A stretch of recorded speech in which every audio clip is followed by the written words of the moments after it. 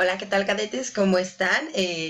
Esta es la tercera y última emisión de los videos relativos a la enseñanza de la doctrina de Marx, ¿no? Bueno, por lo menos de los aspectos más generales que trabajó Karl Marx. Bueno, nos quedamos en el anterior en que Marx notó que la filosofía era algo fundamental para que el pensamiento humano evolucione y creía que era muy necesario que los obreros pudieran tener contacto con ella. Desafortunadamente, los filósofos pues no lo posibilitaban mucho porque pues siempre hablaban de cosas muy elevadas y a los obreros les resultaba muy difícil poder entender esas teorizaciones. Más aún, decía Marx, los filósofos nunca se ocuparon de aspectos realmente cruciales como los que tienen que ver con la economía, y estos aspectos nos pueden ayudar a explicar por qué el mundo está como está, por qué hay tanta infelicidad, por qué hay tantos conflictos, por qué hay guerras. Bueno, los aspectos económicos, según Marx, nos van a ayudar a explicar todo esto. Bien, hay un concepto muy interesante en Karl Marx, que es el de la plusvalía. Si lo analizamos etimológicamente, plus quiere decir más allá, ¿no? Y valía hace referencia a valor. La plusvalía es el valor extra que poseen las mercancías cuando son compradas y revendidas en una suma mayor, ¿no? Vamos a poner un ejemplo. Yo tengo una canasta de manzanas, ¿no? Y a lo mejor me costó 10 pesos y la vendo en 30.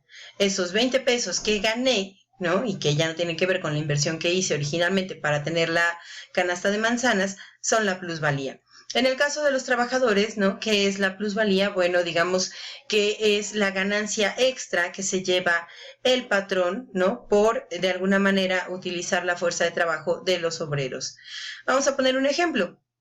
Un trabajador, y aquí es donde todos vamos a llorar, un trabajador logra en 6 horas lo necesario para su subsistencia, es decir, en 6 horas logra producir su salario. Pero las jornadas laborales no son de 6 horas. Ahorita ya son de 8 horas. Antes eran de muchas más horas antes de que se hiciera todo un trabajo legal para poder reglamentar las horas laborales. Bueno, pues antes eran de más horas, pero ahora han quedado en 8.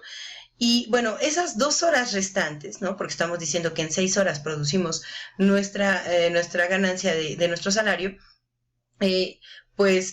Lo que hace el obrero es generar más riqueza para el patrón. Sin embargo, no recibe nada a cambio de esta producción.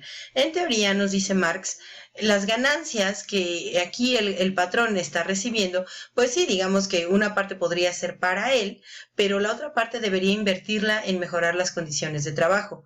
Sabemos por experiencia que eso casi nunca sucede. Entonces, ¿qué es lo que hace el patrón? Bueno, el patrón, sobre todo el burgués, nos va a decir Marx, pues se va a llevar todo este dinero directo a su bolsillo y nosotros pues vamos a estar contribuyendo a que él sea cada vez más rico. Sin embargo, nosotros pues vamos a seguir siendo pobres. Nos dice Marx, no ayuda en nada que, por ejemplo, el patrón le suba el sueldo al obrero. ¿Por qué? Nos dice Marx, bueno, porque aunque le sube el sueldo al doble, realmente lo que el patrón gana jamás se va a comparar con ese sueldo que ha doblado en el trabajador. Y nos pone un ejemplo, o sea, un trabajador, por ejemplo, de la construcción, ¿no?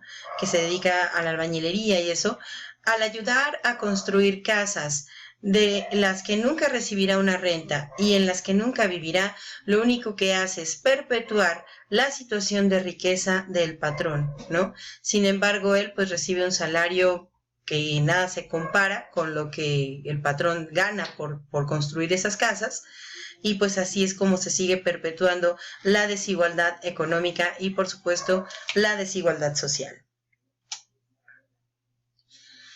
Bien, vemos que Marx ha estado teorizando muchas cosas a lo largo de estos videos. Nos hemos dado cuenta de que él descubre situaciones que a todos nos ponen a pensar, ¿no?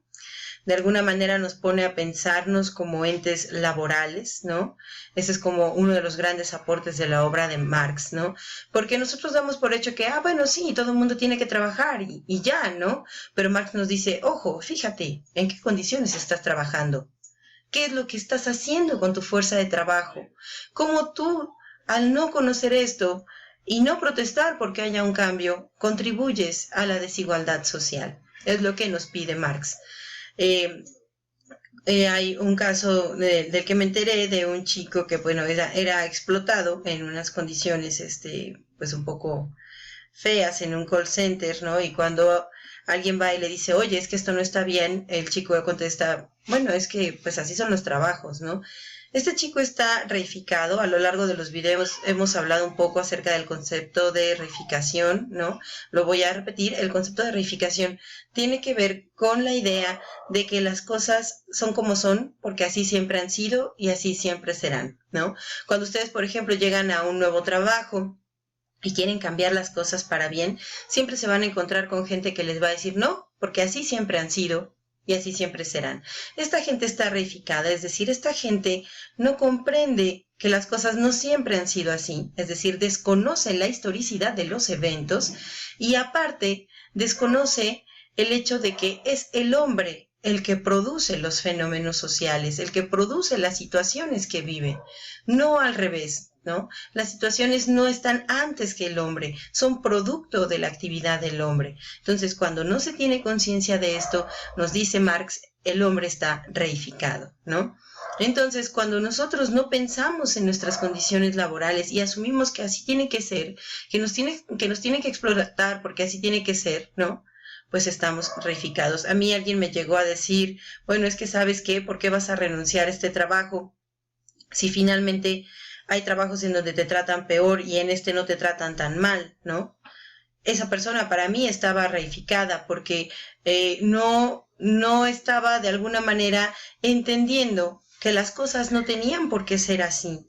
Es decir, no pido en este punto que tengan la idea de que hay que pelearse con la realidad siempre, pero creo que sí es importante cuestionarla y eso fue lo que hizo Karl Marx y que me parece uno de sus más grandes aportes, ¿no? A partir de este cuestionamiento, Marx va a influir en una serie de eventos y de personas que, bueno, no nos imaginamos. Marx criticó, por ejemplo, el papel de la mujer en la familia burguesa, ¿no? La mujer del patrón es siempre también vista como un empleado doméstico al cuidado de los hijos y de la casa, ¿no? Y que no tiene además un centavo porque toda la riqueza la genera el hombre es el proveedor, entonces la mujer se convierte en un ciudadano pobre. De hecho, no hace mucho veía una estadística que los ciudadanos más pobres son las mujeres, precisamente por esta idea del capitalismo, ¿no? Entonces, con estas críticas, Marx va a dar una fortaleza, ¿no? Y una inspiración muy grande al movimiento feminista que cuestiona la doble moral de las sociedades burguesas, ¿no? Que cuestiona mucho el papel de la mujer en estas sociedades como una esclava que no tiene los mismos derechos que el hombre. Otra cosa es que Marx influyó en personas que de verdad también cambiaron al mundo. Influyó, por ejemplo, en Freud, influyó, por ejemplo, en el Che Guevara, influyó para que se dieran las revoluciones rusa y la china, ¿no? Incluso también pues todas las revoluciones de Latinoamérica. Así que estas críticas, la verdad, vale mucho la pena tenerlas en cuenta, vale mucho la pena asomarnos a ellas. ¿Por qué? Porque a partir de este momento tenemos la elección de ser personas que busquen darle un sentido a su vida o que simplemente reproduzcan las cosas de manera acrítica, ¿no? Nuestras condiciones laborales, claro que son un punto digno de ser pensado, digno de ser reflexionado, ¿no? Y esa es la principal enseñanza de Karl Marx, en pensar a las relaciones laborales como un factor que influye determinantemente en la construcción de las sociedades, ¿no? También Marx propuso abolir las prácticas de explotación, no nada más de explotación de los obreros hombres, también de explotación de las mujeres y también de explotación infantil, ¿no? Entonces, a partir de Marx, de alguna manera, se busca pelear por los derechos laborales, porque él ve en la unión de los trabajadores entre ellos mismos la única posibilidad de abolir a la burguesía. Para Marx, el burgués es una persona indeseable porque es una persona a la que no le importa perjudicar a toda su sociedad en aras de un beneficio personal, ¿no? Y bueno, hasta aquí la obra de Karl Marx. Yo, como les comenté en alguna ocasión, yo no soy marxista. Yo creo que hay muchos postulados con los que no coincido respecto a la obra de Marx, pero para mí lo importante es rescatar lo valioso. Y para mí lo valioso de Marx es precisamente esa capacidad que tuvo para criticar las condiciones en las que él vivía, esa capacidad que tuvo también de querer vivir con el ideal que él se había forjado de dejarnos a nosotros, a la humanidad, pues un legado que nos permitió, la verdad, incluso pues llegar al punto en el que estamos ahorita. Marx decía, no siempre ha habido pobres y ricos. Esto no siempre ha sido así y no siempre tiene por qué ser así. Este concepto de reificación nos debe llevar a pensar siempre nuestras condiciones, nunca aceptar que nos impongan las cosas con ese argumento de que siempre ha sido así y así tiene que ser. Es decir, ¿por qué tiene que ser así? Ese acto de rebeldía, ese acto de crítica nos tiene que llevar siempre a mejorar nuestras condiciones de vida, ¿no? A buscar la mejor manera para evitar que seamos seres alienados, ¿no? Porque el trabajador a veces vive toda su vida alienado, ajeno a sí mismo, trabajando para otro, para que otro disfrute, ¿no? Y a él se le va la vida en esas horas de trabajo, sin poder disfrutar a su familia, sin poder hacer lo que él quiere.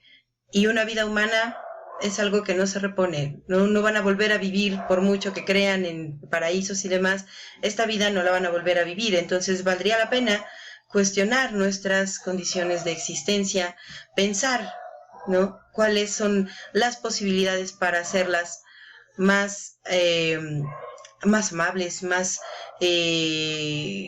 llenas de sentido, más significativas para nosotros, para sentir que somos nosotros los que estamos viviendo la vida y no que es la vida la que nos vive a nosotros? Muchísimas gracias, cadetes. Esta es la última parte y con esto concluimos la presentación de Karl Marx.